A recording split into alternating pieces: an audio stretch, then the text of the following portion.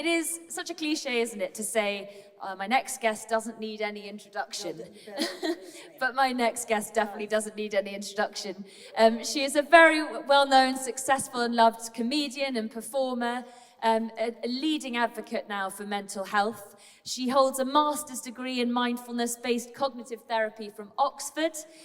She also has been awarded an OBE for her services to mental health, and she's the author of a number of books on the subject, best-selling books on the subject, including Sane New World and A Mindfulness Guide for the Frazzled, and many more.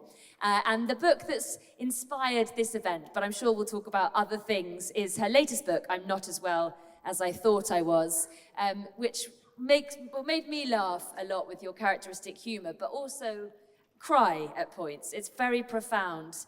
And above all, it is deeply honest, which is a hugely refreshing thing. So thank you so much for this and for joining us at How to Change Your Life. Thank you.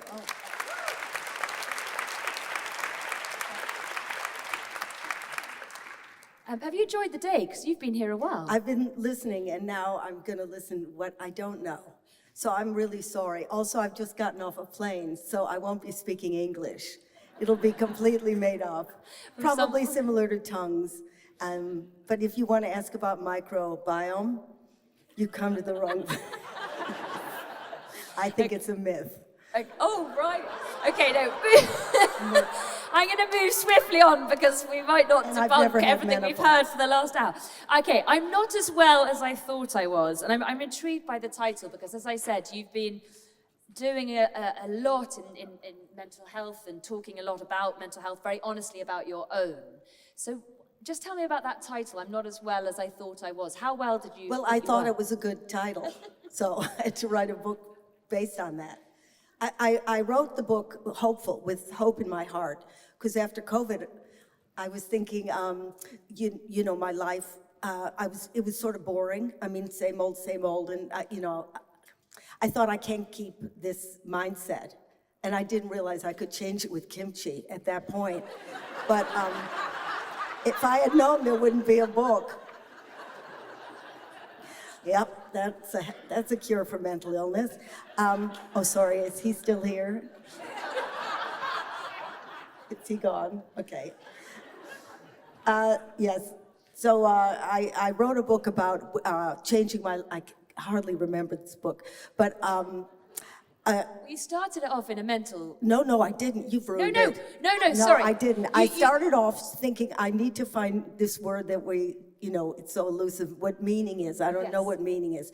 But, to give me some self-respect or not feel such a cliche and hating myself and the usual blah, blah. I've heard my lines before they've come out of my mouth, so I bore myself rigid. Even now, I could just pass out with embarrassment, but still, you're listening, and that's all that counts. So I set myself up all these projects where I would maybe find meaning or purpose or whatever these things mean. So I just threw it out. I was going to do what they did in Dice Man, which was a big hit in the 50s or something, where you roll dice and you just pick 5 possibilities and then you have to go for it. But then I read it was a flop, so I thought, don't write that book. So I chose going on a 30-day silent retreat. We're living in a Christian monastery, maybe getting somebody out of Afghanistan, swimming with whales, that would give me a little humility, which is something I could choose. Anyway, so I set myself up with all these things, but just to jump to the end, and that was a really boring book, funny, but boring. But then all these things added up to my being committed to a mental institution. So I didn't find meaning, but I did find madness. And so it made for a better book. I mean, I'm being flippant. It was a horrible thing, but every time I did one of these life-changing things, it was life-changing. I mean, you can't go on a 30-day silent retreat. It's like doing Iron Man. Eventually, you're going to get a peck. Something did happen, but then I fucked it up myself. I gazumpted myself. I came back. I was a pure being. I would study an ant for hours, and I was filled with love for rocks and trees. But I got back, and I got greedy again. And the day after I come back from a silent retreat, they offered me a lot of money to do an ad for potato crisps. I grabbed it like this, and the next thing, out of silence, not moving my mouth, I'm going, I can't wait to hear the scrummy crunch, right? I hoard it. So I got, every time I did something life-changing, it was my life that kind of gazumped it. But it's really hard not for that not to happen, because you go on a 30-day silent retreat, you're surrounded by all these people who are doing the same thing as you. The setup is absolutely made for that. And you go to listen to the whales, as you say. But when you come back, I think you said in that scenario, the happiness lasted just about as long as the plane journey. But it's quite hard for anyone to live those sorts of a life when they get back home. Those experiences are always fleeting, aren't they? The retreat-style experience. Well, I mean, I got my degree in mindfulness. He didn't go to Oxford, but I did. But he's got the robes, so I guess we're balanced.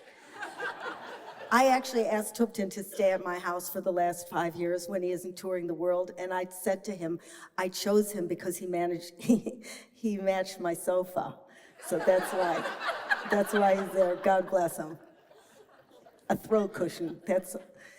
No, I love him. But I do know that it does change your mind. Neuroplasticity does work. You can't just do a month and walk off. I mean, I do practice it every day. And I wouldn't, even though I have mental illness, that's really got nothing to do with practicing mindfulness. It's a disease. It's not going to keep away things like Alzheimer's. And so depression is another mental disease. So, when you're in the doldrums, you have to give up, people say, oh, you should jog or, perk up. Yeah, thank you. Or eat grapefruits. You're in a disease, you're in the clutches of something that's like Satan. If he had Tourette's, that's what it would sound like. And then when you come back out, then I go back to the gym and do mindfulness. So things like that do work. It's just that I was moving too fast. There's part of my life that, thank God, I do mindfulness, because I would be a shipwreck without doing it. So, but everything did change. I mean, if you try to get somebody out of Afghanistan, I did it to kind of juice up that compassion, thing. And yes, I mean, it sounds selfish, that's why I did it, but, those refugees don't care what your motive is, you just showed up. So everything had a good point to it. But I really, now thinking back on it, I wanted to do psilocybin. Is that man still here? No, David Nutt. I was talking about meaningful journeys. Nothing is more boring than hearing somebody who's taken psilocybin. Yeah, your mother was a jaguar, get over it. But I really did want to include it. So I came off of my medication 6 months earlier so that I could do it. Thank God I didn't do it, because when I got to the airport, because you have to do it in Holland, I interviewed every therapist because I wanted them to accompany me. And I had COVID, so I couldn't get on the plane. But that's why I think helped me get into a mental institution. So, but I didn't realize that at the time. Of course, and that's when you went into the whales instead, didn't you? Well, I got COVID. My husband, Ed, got prostate cancer. I should have been compassionate. I mean, I was compassionate, because I always say, if it wasn't for him, I did marry him for length. That's true, because he's very tall, and I come from generations of short Polish people. Also, he's a nice guy. So I had to delay some of my journeys because we had to get news from the doctor whether it spread, and I did shit myself.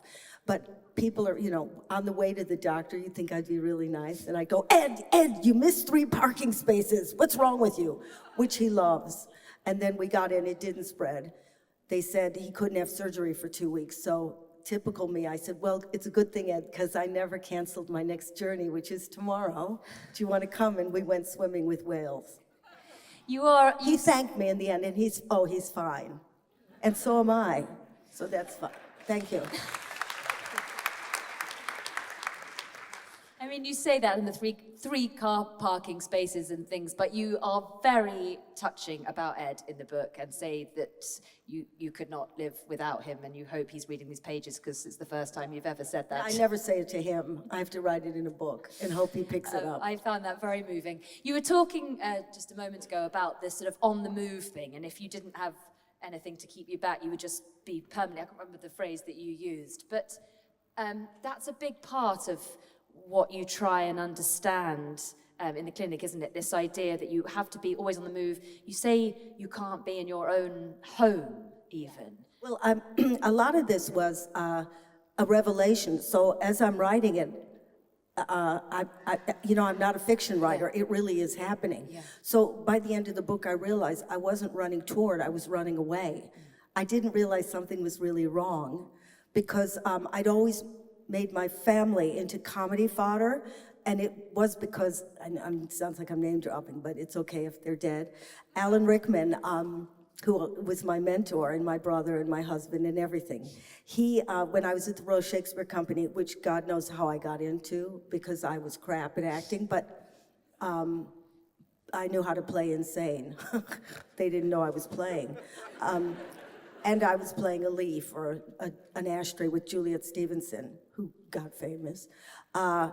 Rickman said, why don't you write comedy, because that's how you speak. So I started making jokes about my family just to make him laugh, because if you make Alan Rickman laugh, you've won an Oscar, deadly straight. But if I tell stories about my parents, I'd make him weep. So I use them as comedy, right? I wouldn't even have to edit it. And so I missed I missed what really happened. And while I'm in the mental clinic, they gave me two things. One was RTMS, which is repetitive transcranial magnetic stimulation, and it's like ECT, but you don't forget, what planet of origin you came from. It uses magnets instead of electricity, which stimulates the neurons to kick in again.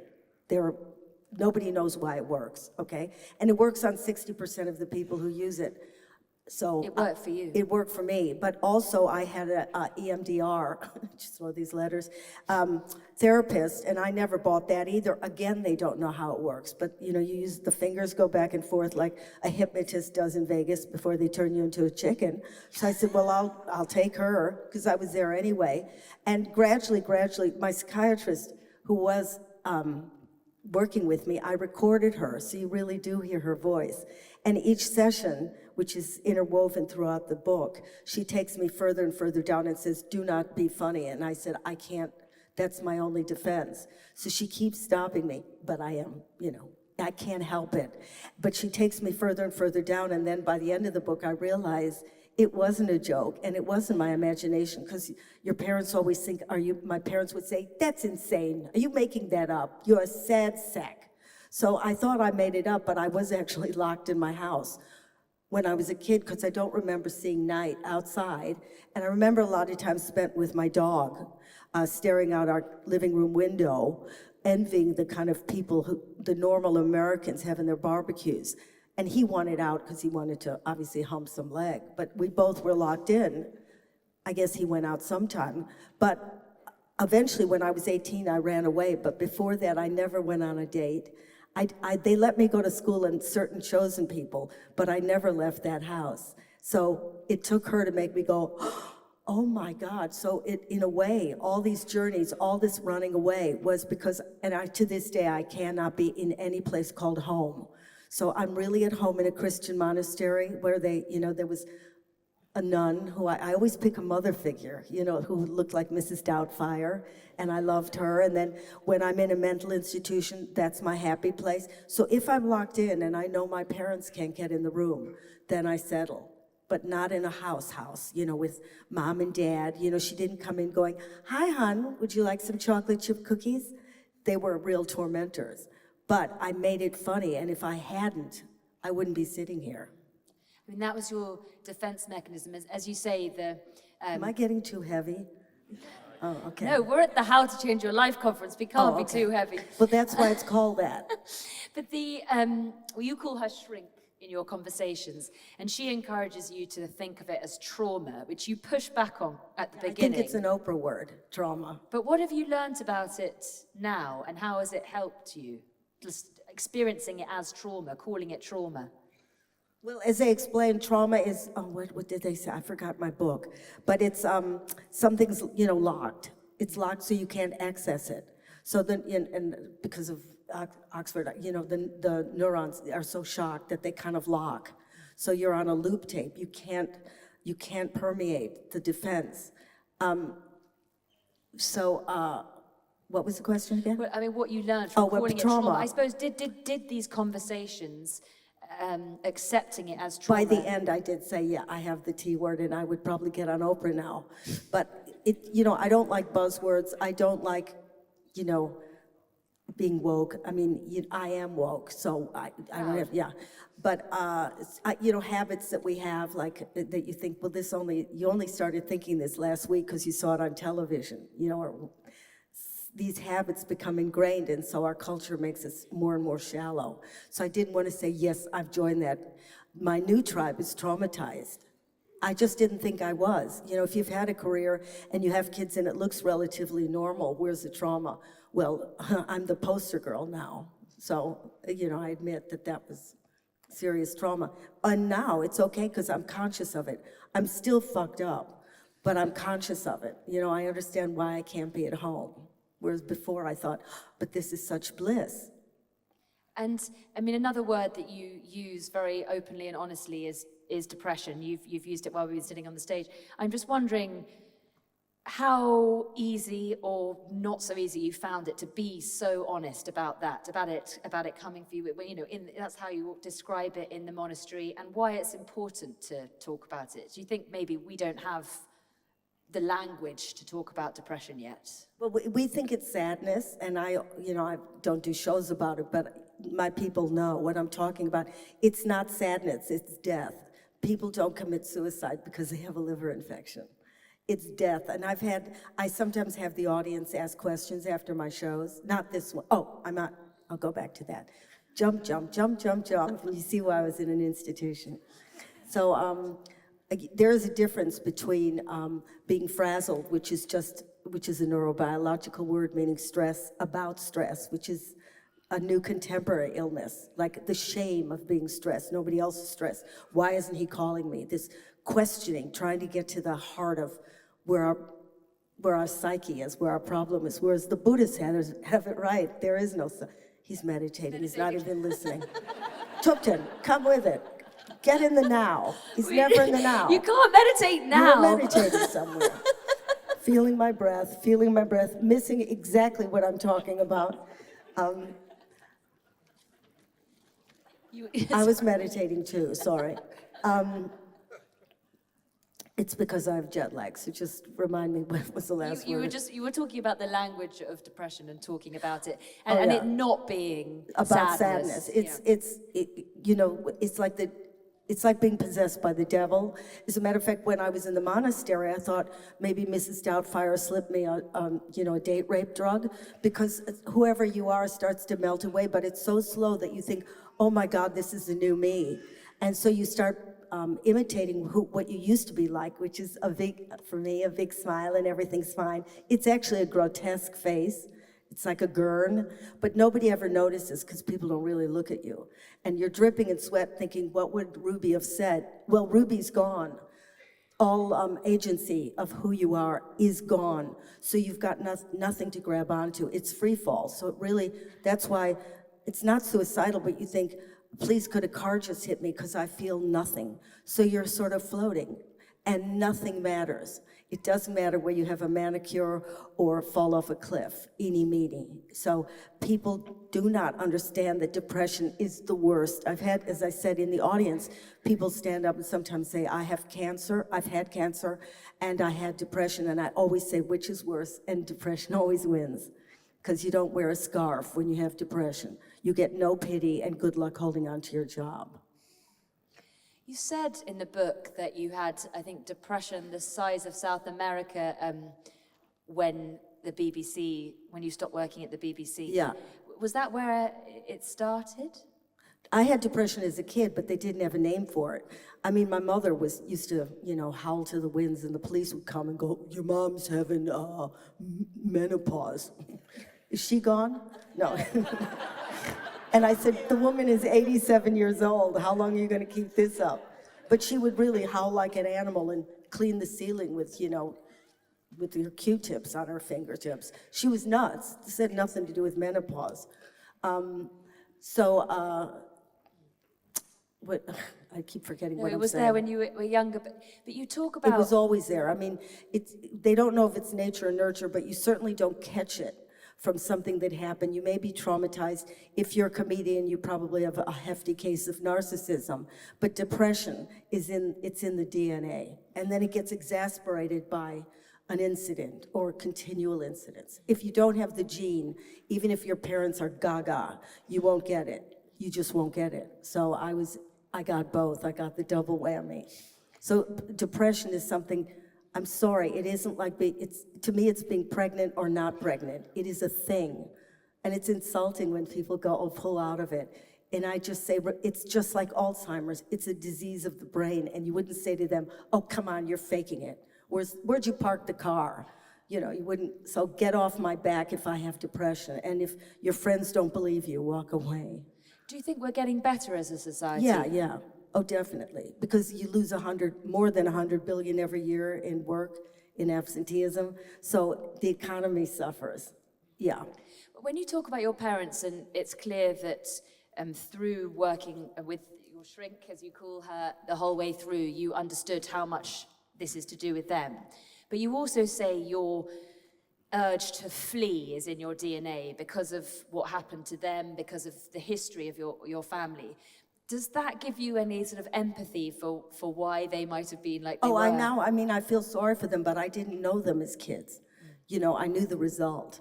If I knew them as kids, probably my mother was this kind of Aryan beauty. You know, when she left Austria, the Nazis stood up so she could lie down. I mean, please, because she was blonde and blue-eyed. She was a beauty. She wouldn't have been friends with me. She was very popular. She spoke 8 languages. I still would have been the nerd I was in high school. But later on, I would have kicked her in. You know, I became successful much later in life. You say that... But again, that's neuroplasticity again. You know, you can stay in the habit of being the victim, the loser, the whatever, which is what I was. But then show business really manipulates you, or you allow it to believe you're quite interesting. But you're not. You're just in a limelight, sometimes by accident, and you start to believe your own myth. And it's like taking a drug. And when that drug is removed, it's like coming off of heroin. Suddenly, you know, when fame was taken from away, I used to get on the tube and I'd say, do you know who I am? And they'd say, yeah, you're an asshole, go pay for your ticket like everybody else. And then eventually you're normal again and it's fine. I mean, that's a really interesting part of the book for so many reasons when you talk about television. You say attention, in fact, you say it at Spirit Rock, attention is the air I breathe, which is why I entered the world of show business. And you're so honest about this impact it has sort of infantilizing you. Would you like a lovely cup of tea and a bicky? Oh, you know, they always say that when you're, 58 years old. Would you like a cup of tea? And I go, mm-hmm. And also, would you change my nappy? You know, they do. And so when people are thrown out of show business, which they inevitably are, because they do that horrible thing called aging, you're still demanding. And the letdown, and is just, if you never had it, you wouldn't crave it. Anyway, I got better. Then I went to Oxford because I was so interested in how the brain worked. And then then what you're curious about, those neurons start to grow.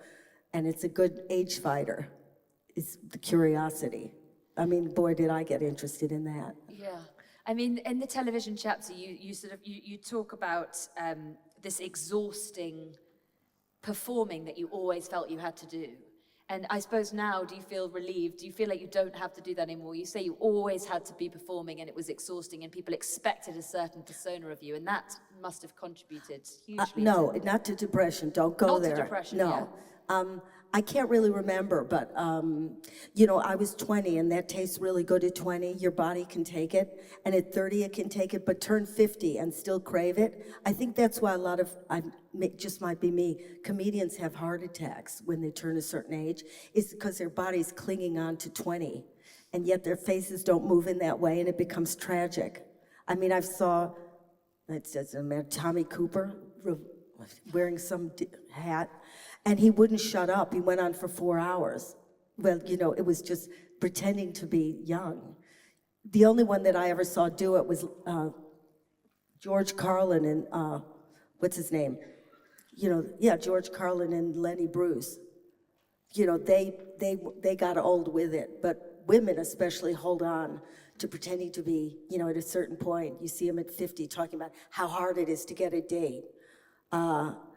So it's hard to be smart and funny. But anyway, luckily I got my degrees. He's sleeping now. I got my degree so I could combine science with comedy, and because now Louis Theroux can't take that from me.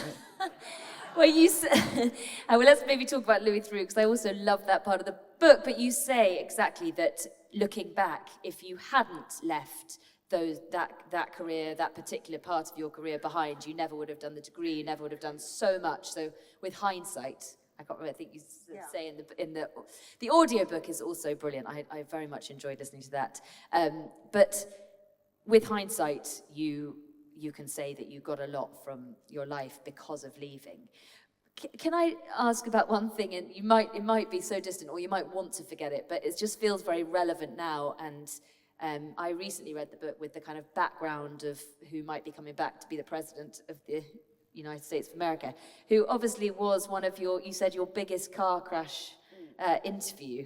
I mean, can you explain that moment? Because it's sort of extraordinary. I hadn't quite remembered your encounter with him. It's revolting. You could Google it. Just not now, but it was a car crash. I mean, I should have known men like that hate me.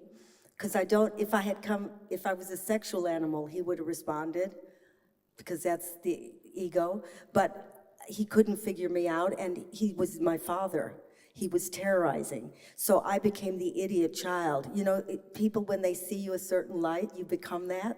And the more I became an idiot, he became the dictator. It was grotesque. I mean, I was seriously shaken after that one. And I started asking moronic questions, because that's how my dad treated me. Where your saliva goes and now. So anyway, who would you date if you were, just horrific. And then he said, shut her up, I want and land the plane. She's obnoxious. And so he landed the plane. We were at 33,000 feet. That's where the interview took place, in his private jet with his gold bidet.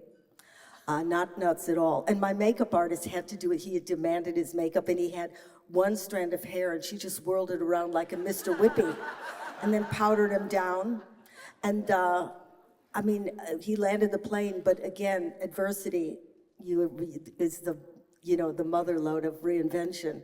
So we had to find him again, and we went through the asshole of America. We went through Arkansas. We went through places where it was like a poor man's Vegas, where they had a rifle range and shot pictures of Saddam Hussein, and everybody was in one town, Branson, Arkansas. Check it out.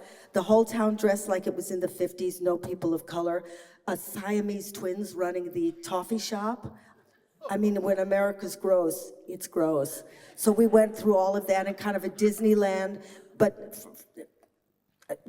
for people from the upper, they're like farm animals, God bless them, but not the smartest end of America. And finally, I found Donald in Nebraska, where he was judging a beauty contest.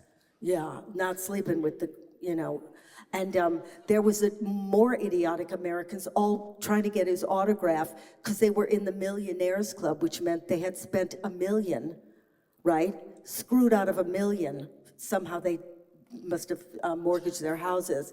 And now they're waving him and kissing him. And it's his casino that ripped him off blind. You think, what? Signing an autograph and him just ruling it. So he said at the end to John McEnroe, who was my next guest, he said, if I ever see her again, I'll kill her. Because he knew that I had screwed him when we finally edited it. And I met Melania, I made a joke. She was adorable, but I was standing next to her, and I could hear the ocean. It was the worst interview. People like OJ and Imelda Marcos were a joy. Oh, the reason that you actually reminisce in that way is because of Louis Theroux, essentially, because you rerun those interviews because he petitions the BBC. Well, he was adorable. I thought he was my nemesis, that he took over what I was doing, and so I wouldn't allow my children to say the word Louis Theroux. And then I was doing an interview with him because I was pushing the book. And I just said, listen, let's be real here. Here's what I projected on you. It wasn't you at all. And so it was a 3-hour interview, and he was really listening and really curious and would say what he saw in me, and I said what I saw in him. And so, see, we come with these, we project who we think people are on them, and then we treat them that way. Thus, we have wars. But, suddenly his image melted, and I realized I put a whole bunch of my inner fears on this one human being who's just a human being. So it was sweet. And in the end, he said, you've got to put your shows back on. I said, this was not an audition, but it was nice of him to do. And then I got fired again. But it's okay, I'm not bitter. Actually, that's another part of the book that really, I think, is incredibly interesting. When you're at Spirit Rock, you're just talking about essentially not That's judging. That's where the retreat went on. Not judging the meditation people, went on, yeah. And not making assumptions, as you've just said, because people are very different in reality, i.e. Louis Theroux. And that's something you learn through these 30 silent days of meditation, and you make all these judgments about your fellow meditators? Retreatees. I don't know what you call it, but yeah, you realize when you start speaking again after 30 days, you've had fantasies. Like I kept thinking this blonde guy who was sitting next to me, was in his 30s, was staring at me when I wasn't looking, and then he'd look away and I thought he's in love with me. Insane. And when we finally could speak, I went up to him and I said, did you realize I was sitting next to you? And he said, no, but I heard snoring. And you got everybody wrong, and you think, that's what I do in real life. It's like I'm a casting agent for reality. You decide who they are. Such quick assumptions. So, there are things when you're quiet for a long time that you do get revelations. And probably similar to when you're on psilocybin. I haven't taken it, but I'm sure it's the same thing where you get the overview and you start to see yourself as ridiculous, but loving yourself at the same time. I guess that's mindfulness, is you see your inner life, but you forgive yourself. And really, the last day I thought, I'm in the now. I have to call Eckhart Tolle. That's exactly what you do. What you've just said seems to articulate it perfectly, that you kind of love the ridiculousness of who you are. You do that all the way through the book. You sort of judge yourself, but very, very self-aware.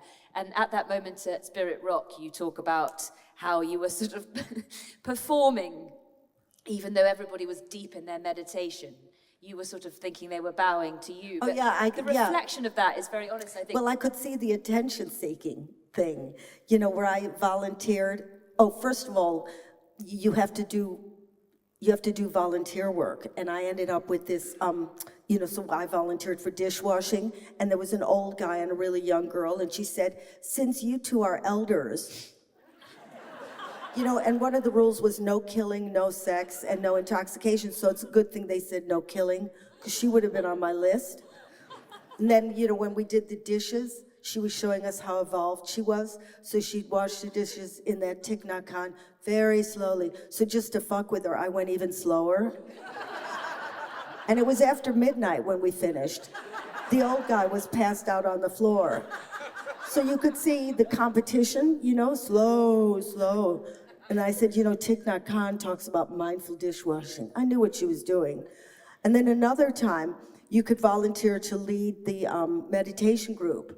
And so, you do the gong in and the gong, so much gonging, it's like my cervix was vibrating.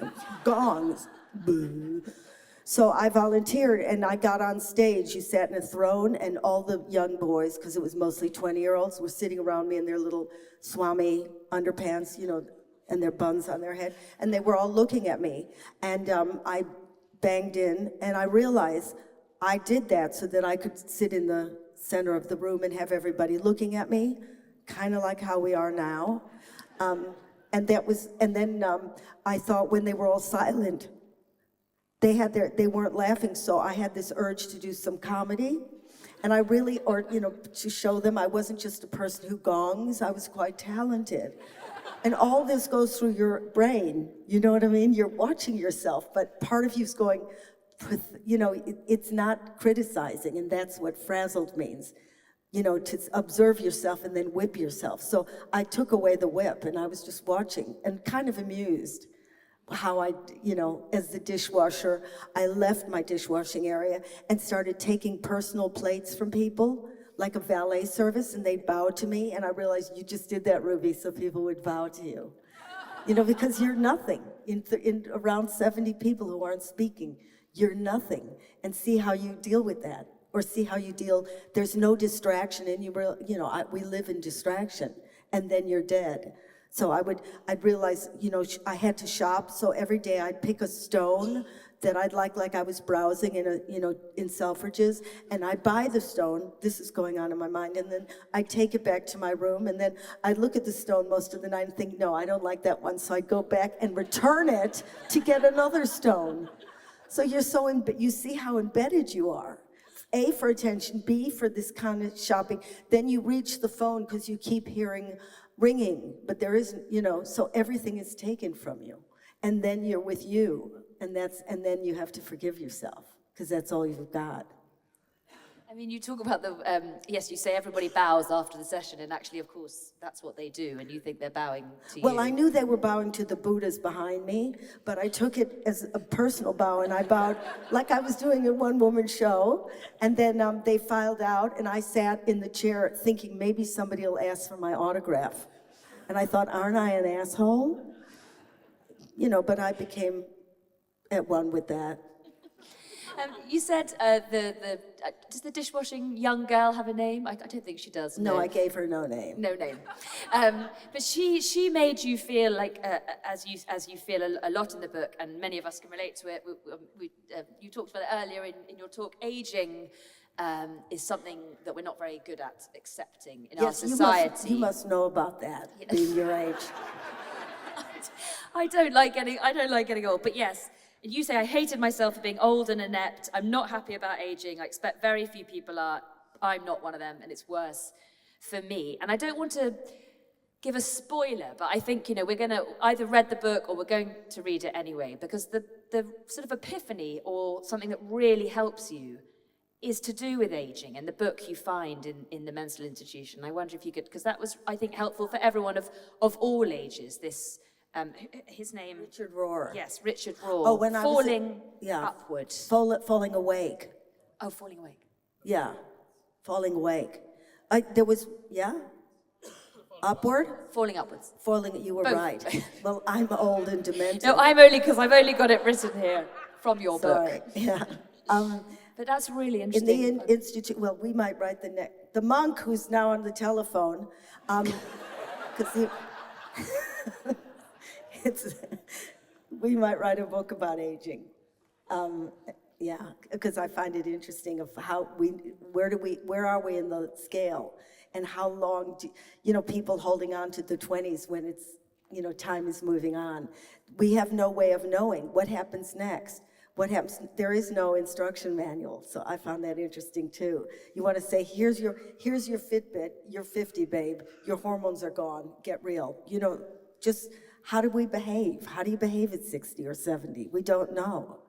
Not behave, but what makes you what you are, because this is giving you the information, and we block that one out. So anyway, there was one book in the library in the mental institution that was called Falling Upward. You were right. And it was by Richard Rohr, and he was magnificent. And also he wrote with Scott Peck, which was a road less traveled. But the way, I forgot how he said it, I don't want to take words out of his mouth. It was magnificent. It was about what happens in the first half of your life and what happens in the second. And the way he wrote it was magnificent. It was, you need the ego, you need the turbo, you need all that to establish an identity. And then the second half of your life, you start dismembering it, and then there's real, wisdom, if you play it right, that things come and go. It's exactly what mindfulness is about, adversity and pain and loss and whatever, but it just, you've widened your repertoire so it passes through rather than taking it so personally. It was magnificent, and getting real pleasure out of, now give it back. Just give it back. I know if I say it, it sounds cliche, but the way he said it was magnificent. So of course that reduced the fear of where I was too, because I was starting to deconstruct myself. And that's what I'm trying to do now. I mean, I've actually given away some of my shoes.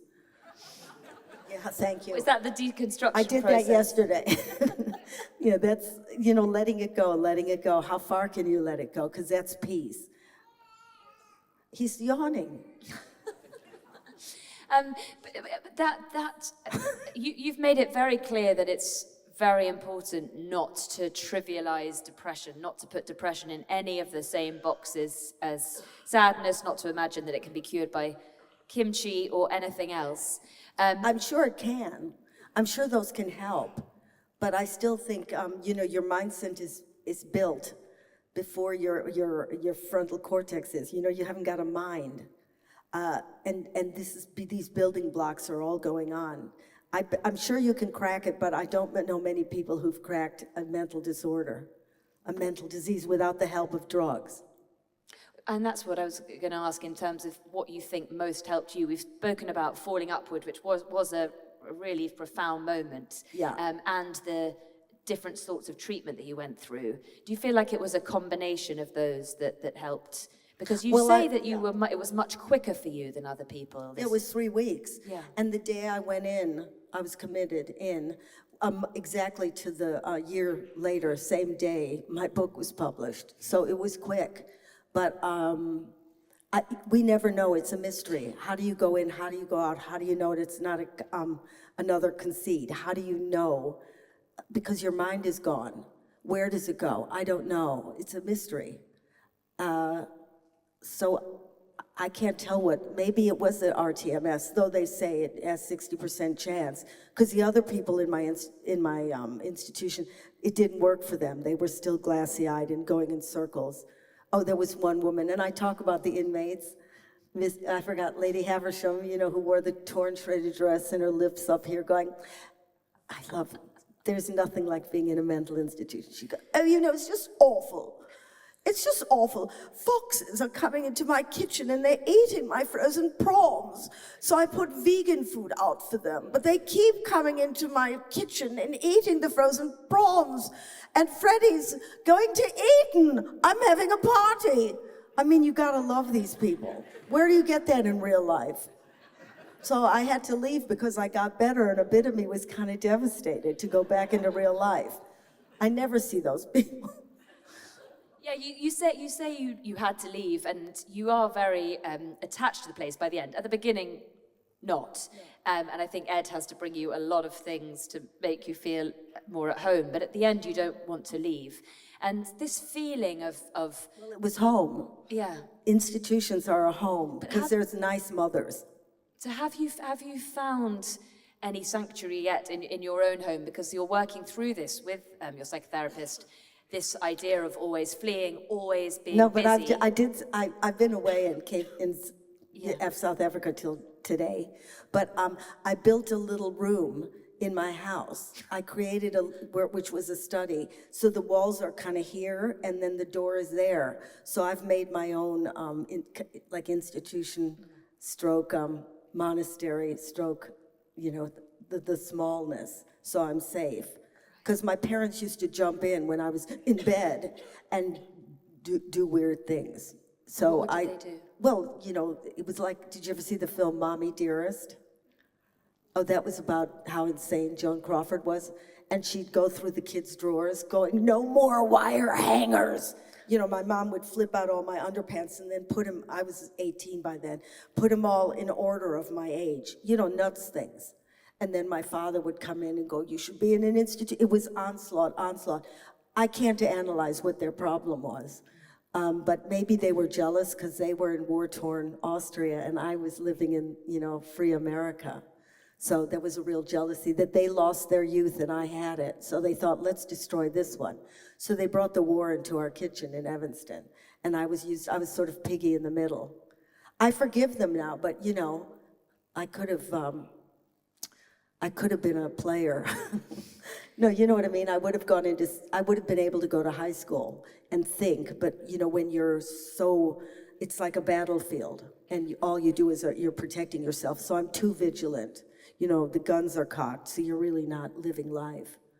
So I'm not, you could have depression and your parents were adorable too. Because if you've got the gene, you've got the gene. You said you've just been to Cape Town, and in the latter half of the book, you go on a very different type. I think it's what I'm getting at, whether you found a way of escaping, going on these trips, these extraordinary trips, but not as a flee, not as an escape from something, but just to embrace it. There are these trips that you go on at the end of the book that are such a different variety of escape, because you're there purely to absorb it, not to just keep busy in the sort of... No, now I'm going to the book festival in Cartagena. I mean, that'll kill you. I had to write a book in Spanish to get there, but God damn it, I did.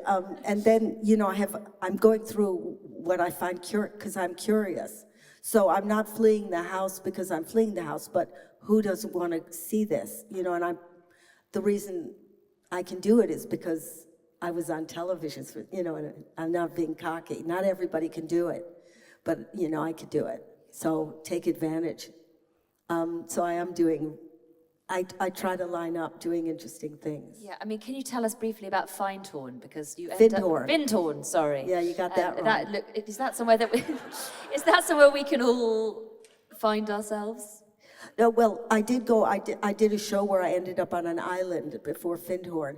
And again, that was after the book was in. They put me on an island, and Joanna Lumley had done it 35 years earlier, and they left you alone for 10 days. But she had to have a crew. I could just have 7 GoPros, so I really could be left alone. And again, it was curiosity to say they kept saying, what do you expect? I don't have a mind that expects anything. I don't know. That's why I'm doing it. What happens? They didn't mention the word cyclone or bugs that'll eat you alive. That wasn't in the contract, but that's what happened. Try peeing in a 70-mile-an-hour wind. So it was interesting what happened. I had no fear. I thought, surely, at night with that howling thing, but people who have depression, we know what that weather condition feels like. So when you're in the real tornado, it's nothing. It's interesting, and the guy who was the SAS guy said, I don't think a lot of men could have taken that. And I said, well, that's because I know darkness. So, but I couldn't fend for myself. And I said, that's not what this is about. It's what happens to the mind when you're really left on your own. So that was curious. Findhorn is a community. I'm not sure if I'm really going there, but I wrote about it in a book I wrote before called And Now for the Good News. It's a hilarious, it's very hippie and it's nuts, but they got me in the end because I thought, well, at least there's no small talk. People are crazy, but also my neighbor invented solar paneling. So I thought I'd like to be around people where they don't ask me how I am. I don't want to say fine anymore. I might be, but it's a shit word. So I like the idea of a commune. I always did. You can either be with them or not be with them, but that's what makes you live longer. But we live now, even though we have people, and life is so hard, it's so shallow. You have a dinner party or whatever, and you want to get to the heart of it. So people ask you how your kids are, where are they going to school, and you're asking where your kids, like you give a shit. But we live in a world where certain conversations are verboten.